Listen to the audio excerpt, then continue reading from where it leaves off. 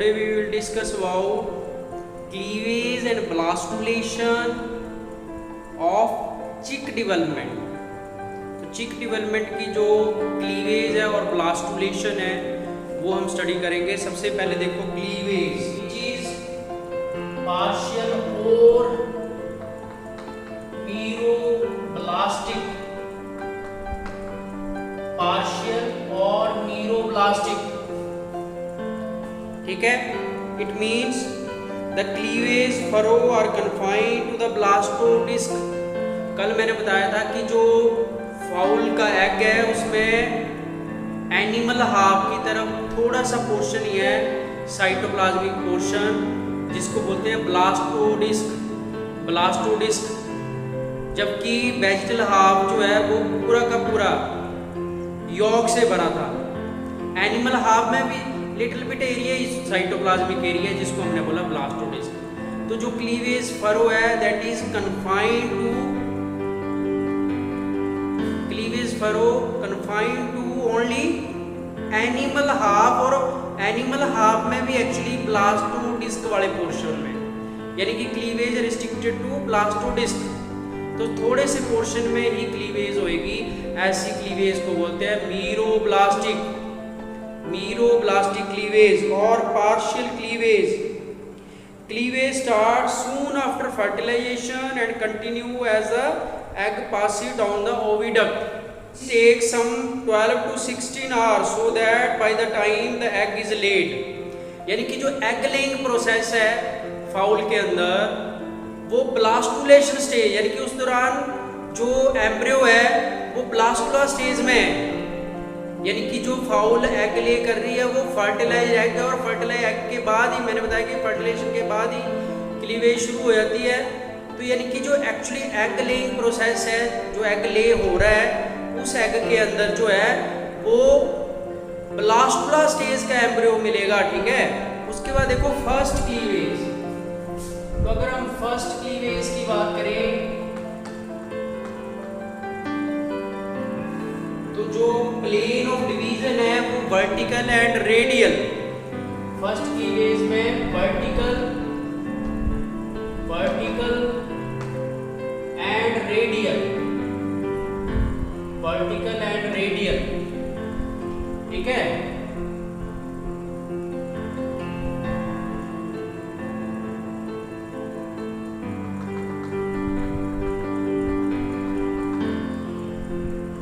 तो यहाँ पे क्लीवेज दिखाई है बिल्कुल ब्लास्टोडिस्क के सेंट्रल एरिया में, ठीक है।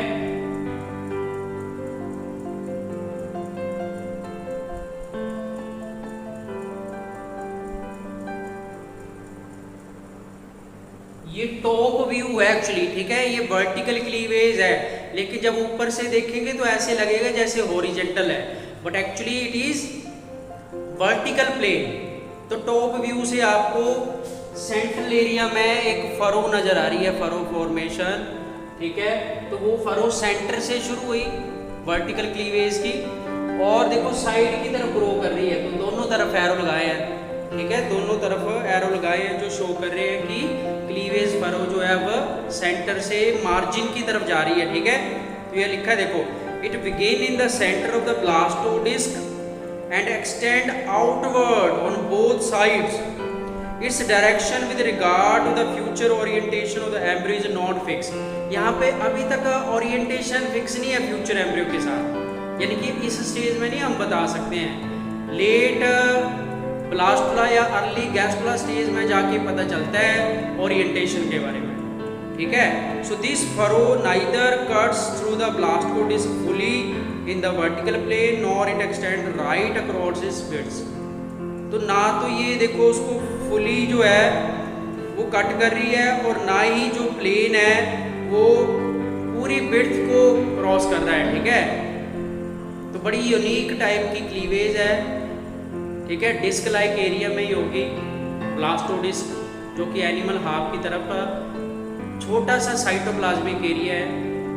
इसका मतलब है क्लीवेज जो है वो इनकम्प्लीट है या पार्शियल है, और उसको हम बोलेंगे मीरोब्लास्टिक, मीरोब्लास्टिक क्लीवेज। अगर हम सेकंड क्लीवेज की बात करें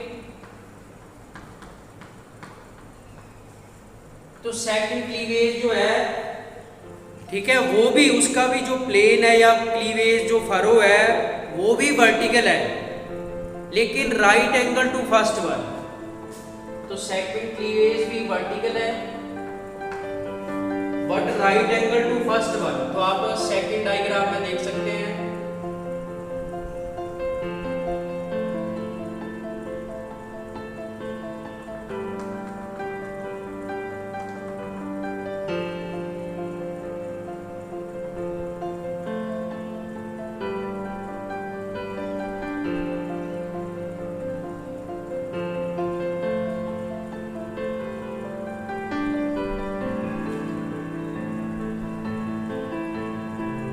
ये जो है वो सेकंड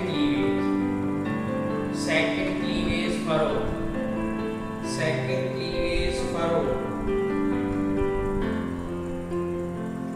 और this one first cleavage furrow.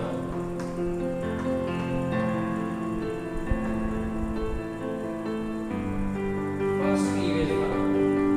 तो आप इसमें देख सकते हैं कि जो सेकंड क्लीवेज है, second cleavage furrow that is right angle to first one, ठीक है। फर्स्ट क्लीवेज फरो के, ये फर्स्ट क्लीवेज फरो है, उसके 90 डिग्री के एंगल पे सेकंड क्लीवेज फरो है, लेकिन यहाँ पे जो क्लीवेज फरो है उनका प्लेन जो है वो दोनों में ही वर्टिकल है, ठीक है। अगर एक इस तरह है तो दूसरी भी इसी तरह है वर्टिकल, लेकिन right angle to first one. So it begin at 2.1 on either side. देखो बिल्कुल फर्स्ट क्लीवेज का जो सेंट्रल पॉइंट है वहां से क्लीवेज फरो शुरू हो रही है, ठीक है। It begin at 2.1 on either side of the centre of the first furrow.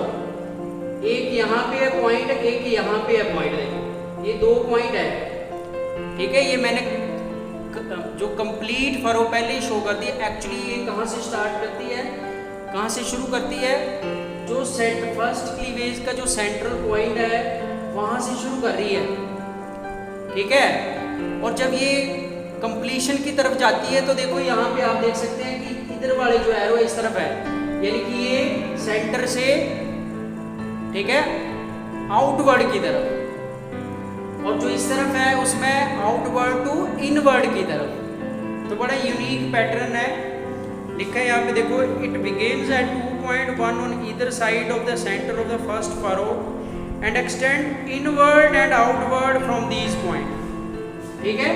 तो जो इस पॉइंट से इस तरफ को जाए सेंटर की तरफ तो ये इनवर्ड हुई, और इस पॉइंट से अगर हम बाहर की तरफ जा रहे हैं इस तरफ देखो जो क्लीवेज फरो, तो ये पता चल गया कि जो सेकंड क्लीवेज फरो है that is right angle to first one, ठीक है।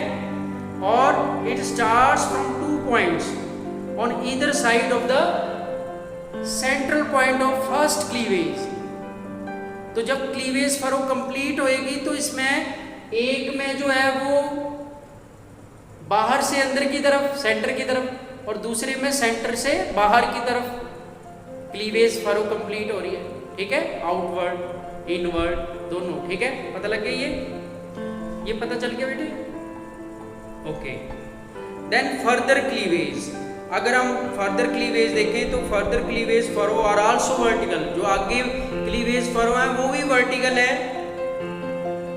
ठीक है। What occur in an irregular manner, irregular manner में कंप्लीट होएगी। रेडियल एंड टेंजेंशियल प्लेन, वहां पे जो प्लेन है वो रेडियल है और टेंजेंशियल प्लेन है with respect to the centre of the blastodisc. तो सेंट्रल डिस्क के मुकाबले में, ब्लास्टोडिस्क के मुकाबले में जो प्लेन है वो रेडियल और टेंजेंशियल है। So these furrow also do not affect the entire blastodisc. तो सारी ब्लास्टोडिस्क को अफेक्ट नहीं करेंगे ये furrow. With the result a central area of its cell surrounded by a peripheral zone of unsegmented cytoplasm is form. तो जो peripheral zone है उसमें क्या है, अनसेगमेंटेड एरिया है, ठीक है। बीच में आपको सेगमेंटेड एरिया नजर आएगा, जो अगली डायग्राम है उसमें भी देखो आप।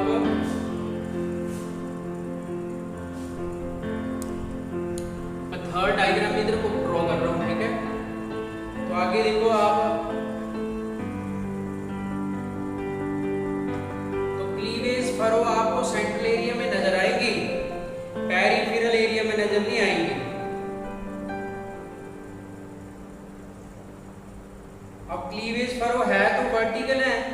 सक्सेसिव क्लीवेज में भी, लेकिन इर्रेगुलरिटी है, इर्रेगुलरिटी।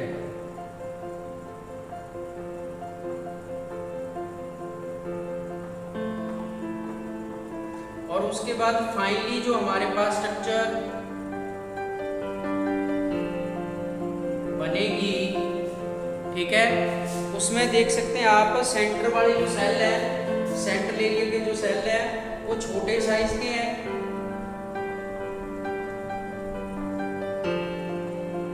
तो ब्लास्टो डिस्क में क्लीवेज हो रही है पार्शियल टाइप की।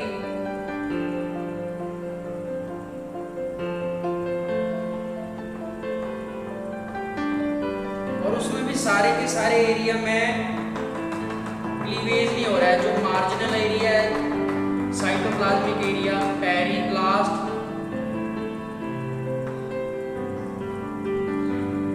पेरीब्लास्ट, बीच में जो सेल है सेंट्रल सेल, सेंट्रल सेल, और जो साइड में बड़े साइज के सेल हैं वो है मार्जिनल सेल, मार्जिनल सेल, ठीक है। So these are cleavage stages in chip, cleavage stages in chip. तो जो बाद वाली सेकंड क्लीवेज के बाद जो सक्सेसिव क्लीवेज है वो उनका प्लेन तो वर्टिकली है, लेकिन वो कैसी है, इर्रेगुलर, उनमें इर्रेगुलरिटी आ गई, ठीक है, जिसके कारण जो सेंट्रल एरिया उसमें cell surrounded by a peripheral zone of unsegmented. जो सेंट्रल एरिया उसमें सेल्स हैं, लेकिन उसका जो बाहर पेरिफेरी में जो एरिया है उसमें अनसेगमेंटेड साइटोप्लाज्म है। At this stage, all the blastomere lie in one plane and all are continuous with the underlying yolk. तो जो नीचे अंडरलाइंग यॉक है जहाँ पे डिवीजन नहीं हुई, जो यॉक वाला पार्ट है वो भी अनसेगमेंटेड है, उसमें भी कोई डिवीजन नहीं हुई, इसीलिए तो क्लीवेज जो है वो पार्शियल और मीरोब्लास्टिक टाइप की है। The central blastomeres have distinct boundaries, but the marginal blastomeres are continuous with unsegmented cytoplasm. जो सेंट्रल ब्लास्टोमियर है उनकी तो डिस्टिंक्ट बाउंड्री, उसमें चारों तरफ आपको प्लाज्मा मेम्ब्रेन नजर आएगी, लेकिन जो मार्जिनल ब्लास्टोमियर्स हैं उनमें आपको डिस्टिंक्ट बाउंड्री नजर नहीं आएगी, ठीक है। They are continuous with cytoplasmic unsegmented cytoplasmic portion. So the central area enlarges by further division of its own cell and also by addition of cells from the peripheral zone to which cleavage now extend. The new blastomeres are also continuous with the yolk beneath them, ठीक है। तो नई नई blastomere आगे division के साथ add होती जाएंगी, ठीक है। और the segmented blastodisc is called blastoderm. जब क्लीवेज कंप्लीट होगी तो पूरी की पूरी डिस्क जो है फिर ब्लास्टोमियर से फिलअप कर जाएगी और उस एरिया को तब बोलेंगे ब्लास्टोडर्म। तो क्लीवेज का पता चल गया बेटे, क्लीवेज का पता चल गया बेटे। उसके बाद है ब्लास्टुलेशन। तो ब्लास्टुलेशन में पहले हम डायग्राम ड्रॉ करेंगे, डिफरेंट डायग्राम जो ब्लास्टुलेशन में आएंगी वो ड्रॉ करो मेरे साथ यहां से। अब ये जो है वो वर्टिकल सेक्शन में है और उसमें जो एग है वो उसका थोड़ा सा पोर्शन ही दिखाया है, योक वाला पोर्शन बहुत थोड़ा दिखाया है, सिर्फ ब्लास्टोडिस्क वाला एरिया दिखाया है इसमें, ठीक है। तो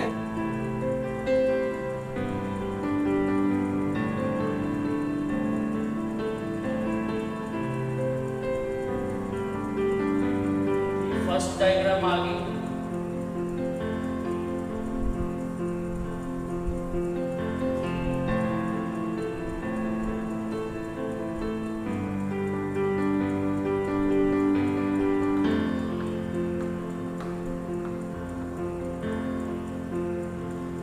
ऊपर जो मेम्ब्रेन है vitelline membrane, vitelline membrane,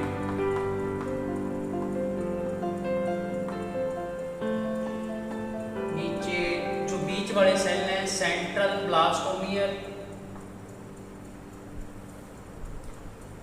central blastomere, marginal blastomere, marginal blastomere,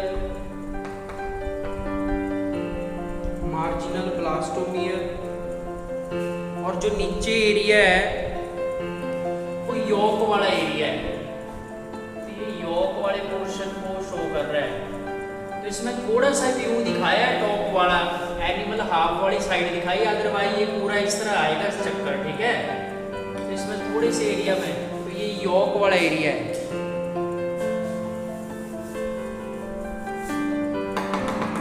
ये यॉकी एरिया है, इसको लिख लो यॉक। उसके बाद जो सेकंड स्टेज है उसमें जो डायग्राम है उसमें आपको ब्लास्टोडर्म में डिफरेंशिएशन नजर आएगी। जो बीच वाले सेल है, सेंट्रल सेल, सेंट्रल ब्लास्टोमियर, वो कंप्लीट टाइप के हैं, उनके सभी मार्जिन पे प्लाज्मा मेम्ब्रेन प्रेजेंट है। लेकिन जो मार्जिन पे सेल है, जो मार्जिनल एरिया पे सेल है, मार्जिनल एरिया पे जो सेल है उनकी बाउंड्री डिस्टिंक्ट नहीं है।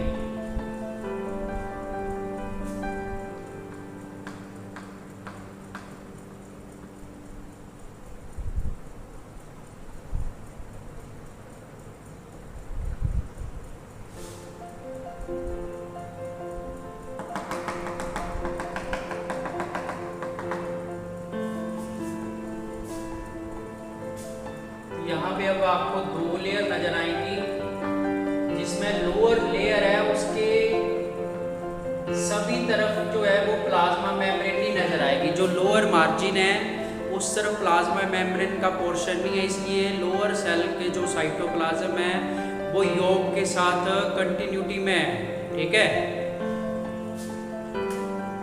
तो ये यॉक वाला एरिया आ गया, देखो।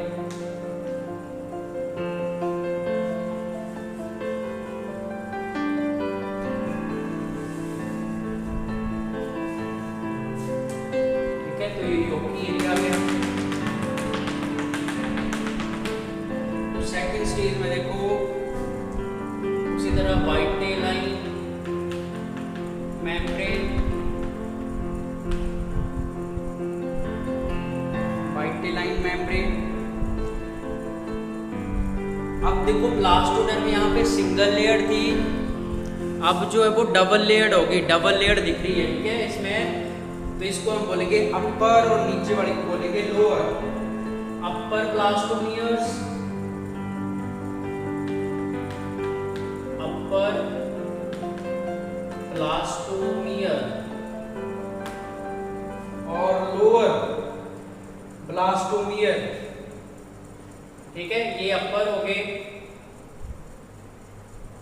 और ये lower, lower blastomere,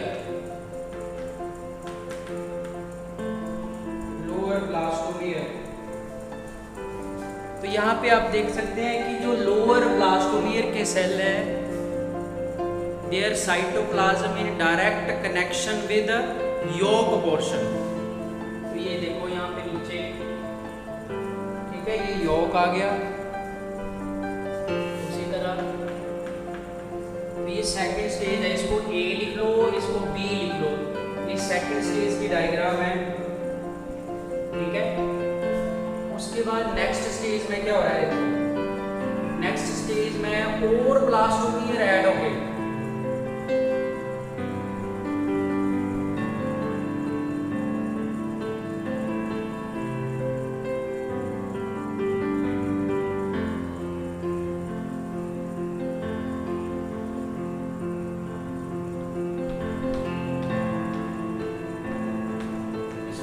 blastomere add हो गए।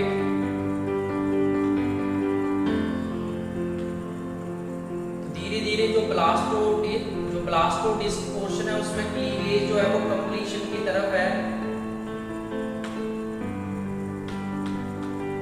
पे जो ब्लास्टोडर्म है वो मल्टी लेयर्ड होगी, इसमें 2 से ज्यादा लेयर आ गई। अब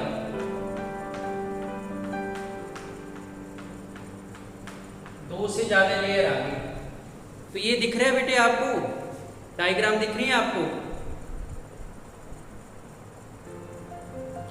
नजर आ रहा है बेटे? और ड्रॉ कर रहे हो साथ साथ? ओके। तो यहाँ पे देखो आप एक नया एरिया डेवलप कर गया, जहां पे सेल की जो बाउंड्री है वो खत्म होगी। मल्टी लेयर्ड ब्लास्टोडर्म के नीचे जो है वो पेरीब्लास्ट एरिया डेवलप हो गया, यानी कि जो लोअर ब्लास्टोडर्म के सेल थे उनकी बाउंड्री खत्म होगी। अब एक कॉमन साइटोप्लाज्मिक एरिया में बहुत सारे न्यूक्लियस यानी कि मल्टी न्यूक्लिएट कंडीशन में एक एरिया डेवलप कर गया, उसको हम बोलेंगे पेरीब्लास्ट। ये वाला पेरीब्लास्ट।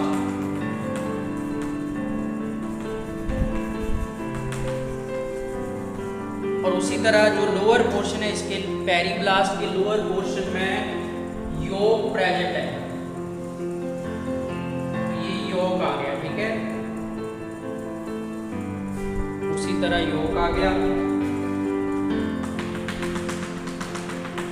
तो इसकी भी हम लेबलिंग कर सकते हैं। उसी तरह वाइटेलाइन मेम्ब्रेन मैंने शॉर्ट में वीएम लिख दिया, ठीक है, शॉर्ट में। वाइटेलाइन मेम्ब्रेन के नीचे मल्टी लेयर्ड ब्लास्टोडर्म, और उसके बाद जो ये वाला एरिया है जहां पे, ठीक है, ये नीचे मार्जिन में जो आपको नजर आ रहा है इसको बोलेंगे मार्जिनल पेरीब्लास्ट।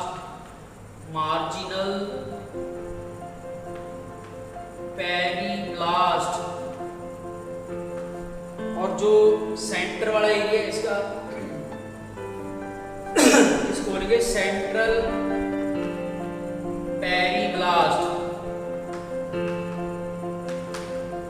और उसी तरह जो लोअर पोर्शन है उसमें आपको ये योग नजर आएगा,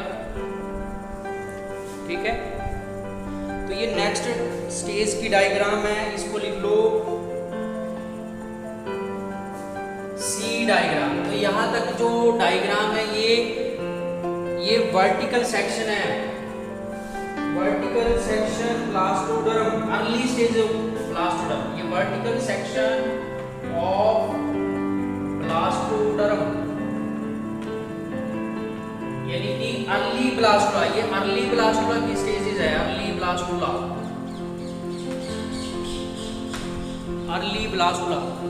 अब लेट ब्लास्टुला की स्टेज भी आगे दी है, वो भी यहाँ पे हम ड्रॉ कर लेंगे। फोर्थ स्टेज, अगली स्टेज, उसमें आप देखो उसी तरह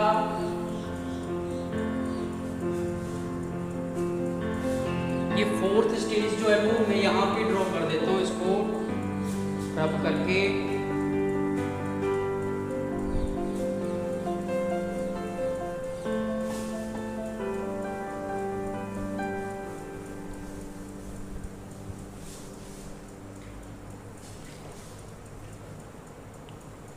तो यहाँ पे लेट ब्लास्टुला की डायग्राम आ जाएगी, ठीक है।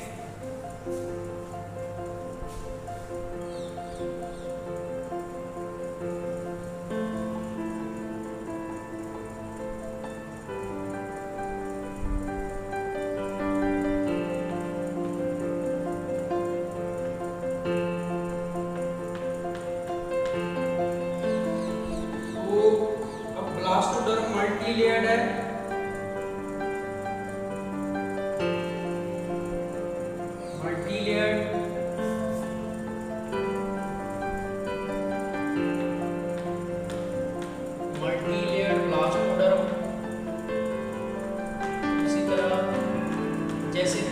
डायग्राम में नजर आ रहा था सी डायग्राम में, वैसे ही है। यहाँ पे भी ब्लास्टोडर्म मल्टी लेयर्ड है, ठीक है।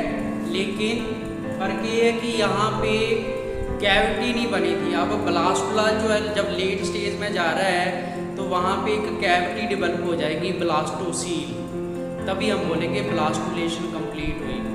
और ऐसे ब्लास्टुला को बोलते हैं हम डिस्कोब्लास्टुला। डिस्क लाइक एरिया में ब्लास्टुला बन रहा है, बीच में कैविटी आ गई ब्लास्टोसील, और ब्लास्टुला स्टेज को हम बोलेंगे इसको ब्लास्टुला। यहाँ पे देखो अब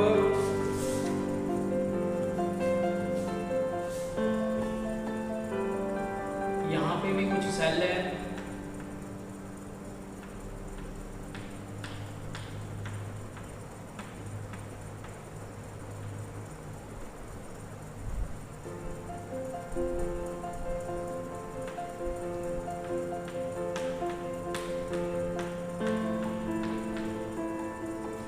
ठीक है। ये उसी तरह सेंट्रल पेरिब्लास्ट का एरिया आ गया, सेंट्रल पेरिब्लास्ट,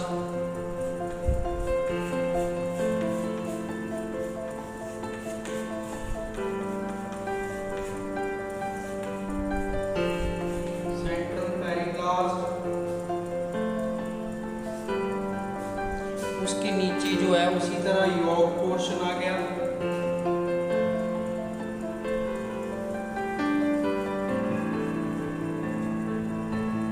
ये यॉर्क पोर्शन आ गया।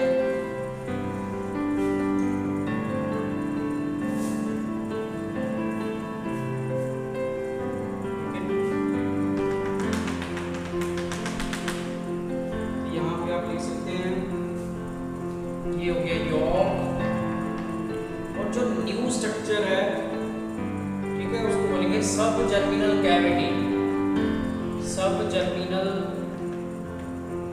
Cavity, subgerminal cavity. ये सेंट्रल पेरिब्लास्ट है, और ये सेंट्रल सेल, बीच वाले सेंट्रल सेल लिख लो इनको, सेंट्रल सेल, और जो सेल मार्जिन पे है marginal cell, marginal cell, marginal cell. अब जो इतना एरिया है, देखो ये वाला एरिया, यहाँ मैं लाइन खींच रहा हूँ डिफरेंशिएट करने के लिए, यहाँ तक, इस कॉर्नर से इस कॉर्नर तक जो जितने भी सेल हैं यहाँ पे, उनको हम बोलेंगे एरिया पेलुसिडा, एरिया पेलुसिडा। और यहाँ से यहाँ तक या यहाँ से यहाँ तक जो मार्जिनल एरिया है, वहां पे जो सेल है दे फॉर्म एरिया ओपेका, जो नॉन ट्रांसपेरेंट एरिया है, जो ट्रांसपेरेंट एरिया उसको बोलेंगे एरिया पेलुसिडा, और जो नॉन ट्रांसपेरेंट एरिया उसको बोलेंगे एरिया ओपेका, OPACA, एरिया ओपेका। और नीचे लिख लो वर्टिकल सेक्शन ऑफ ब्लास्टुला, ठीक है। तो ये लेट ब्लास्टोडर्म, यहाँ पे ब्लास्टोडर्म जो है लेटर स्टेजेस की हम बोल सकते हैं कि ये लेट ब्लास्टुला है,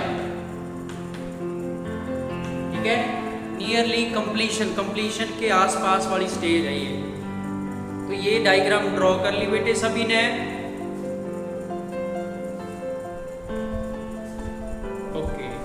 तो अब देखो, तो आप देख सकते हैं अब यहाँ पे, ठीक है। तो ब्लास्टुलेशन में देखो page number 135, now horizontal cleavage furrow appear first in the central area and then in the marginal zone.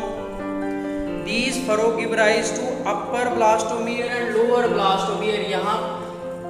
यहाँ पे नहीं आपको नजर आ रहे, लेकिन जो सेकंड डायग्राम बी डायग्राम है उसमें आपको ब्लास्टोमियर 2 लेयर में नजर आ रहे हैं, upper blastomere and lower blastomere, ठीक है। अब जो upper blastomere which are complete cell with plasma membrane on all side, तो यहाँ पे आप देख सकते हैं कि ये जो सेल है अपर जो ब्लास्टोमियर है, इसके सेल जो है वो कंप्लीट है, चारों तरफ एक डिस्टिंक्ट बाउंड्री है। लेकिन जो लोअर ब्लास्टोमियर है, ठीक है, lower blastomere which remain connected with the yolk, lower blastomere के सेल जो है they are in direct connection with yolky part of egg, ठीक है। The blastomere at the margin of disc and the lower blastomere continue with the yolk, eventually lose the furrow, ठीक है। जो margin पे और lower area पे cell है, they lost their furrow, ठीक है। पता चल गया बेटे, which partially separated them and fused to form a multinucleate syncytium।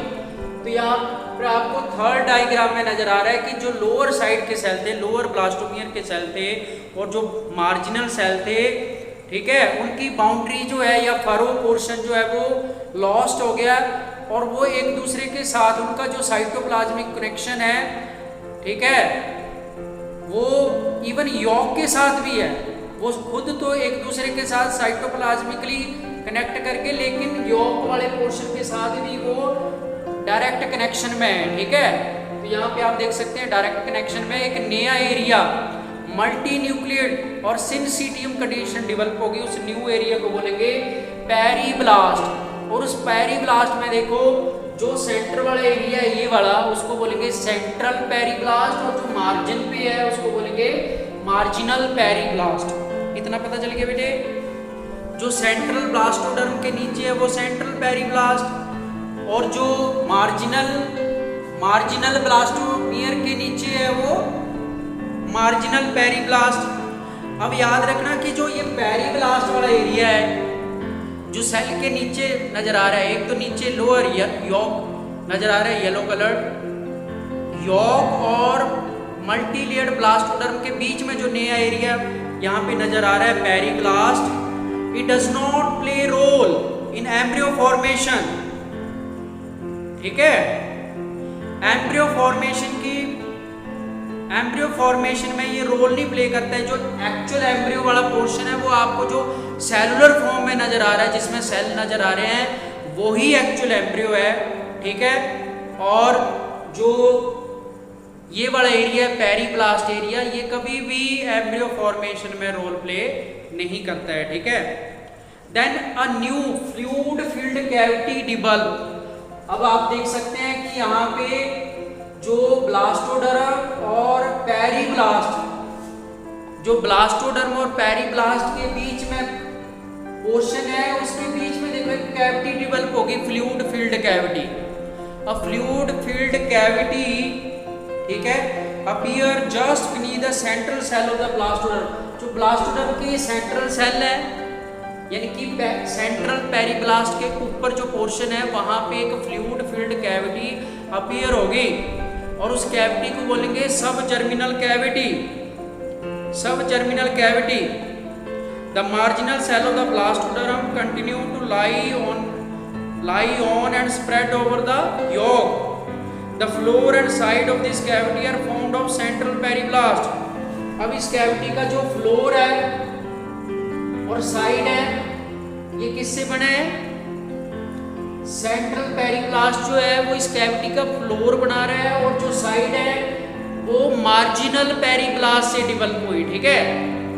पता चल गया कि जो सब जर्मिनल कैविटी है उसका फ्लोर तो सेंट्रल पेरीब्लास्ट, जो सेंट्रल एरिया है उससे डेवलप हुआ, और जो उसकी साइड है, कैविटी की जो साइड है, ये कैविटी की साइड है, तो साइड जो है वो मार्जिनल पेरीब्लास्ट से डेवलप हुआ, ठीक है। लेकिन एक साइंटिस्ट ने वेडिंगटन ने क्या बोला था? वेडिंगटन ने बोला था कि जो सब germinal cavity was formally considered homologous with the blastocele of the lancelet and frog embryo. However, according to Weddington, it is not a distinct space but only a liquefied yolk which soon disappear.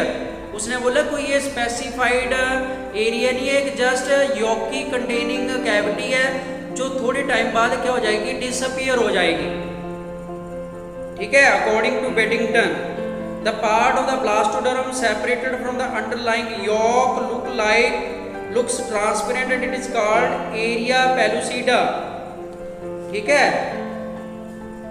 तो जो part of blastoderm separated from underlying yolk, तो yolk से जो separated area है, ठीक है। यहाँ यानी कि यहाँ पे अब आपको ये वर्टिकल सेक्शन दिया है तो पता नहीं चल रहा है, ठीक है। वर्टिकल व्यू में दिया है ये एग, ठीक है। तो उसमें आप ये बोल सकते हैं कि जो ये बड़ा एरिया है, ये सेल वाला एरिया इस व्यू में आपको नजर आ रहा है, यहाँ से लेके यहाँ तक जो भी, ये एक्चुअली कैसा एरिया, ट्रांसपेरेंट एरिया नजर आएगा ये। और इसको क्या बोलेंगे, एरिया पेलुसिडा। और जो उसके बाहर की तरफ है उसको बोलेंगे एरिया ओपेका, ठीक है। जो एरिया ओपेका है, peripheral part lying over the yolk appear opaque and it is termed as area opaca. तो जो ओपेक्यू है, ओपेक्यू मतलब नॉन ट्रांसपेरेंट, ठीक है, उसको बोलेंगे एरिया पेलुसिडा। और इस स्टेज को, इस लेट स्टेज ब्लास्टुला को, ठीक है, हम बोलेंगे डिस्कोब्लास्टुला। अब ये डिस्कोब्लास्टुला स्टेज में है, जब इसमें cavity, fluid filled cavity appear होगी तो एम्ब्रियोनिक स्टेज को क्या बोलेंगे, डिस्कोब्लास्टुला।